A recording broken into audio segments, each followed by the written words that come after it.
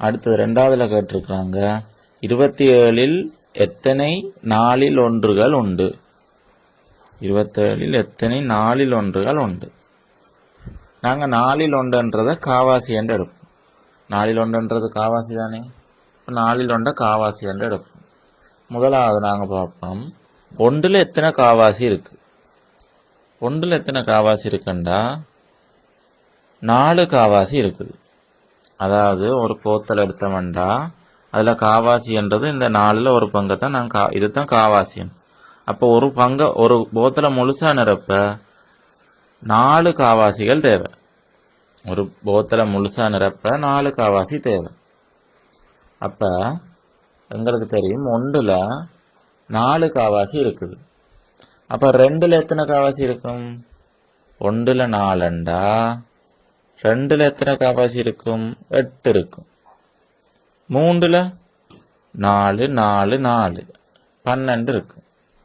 4ல் 16 இருக்கும் தானே. அப்போ அது மாதிரி பாருங்க, இது நாங்கள் எத்தனை நம்பர் எடுக்கிறோமோ அத்தனை மடங்கால 4 பெருக்கி கொண்டு வரும்.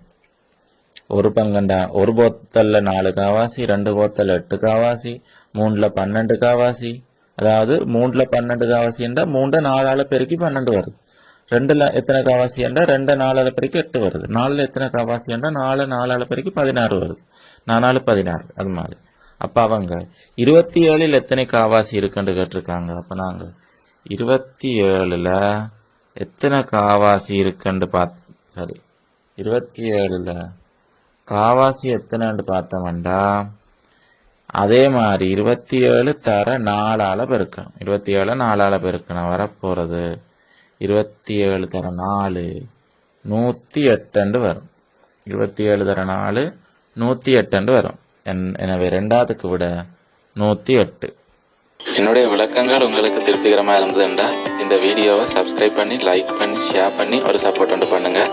வீடியோவில் ஏதும் குறை நிறைகள் இருந்ததுண்டா கமெண்ட்டில் மறக்காமல் தெரிவிங்க.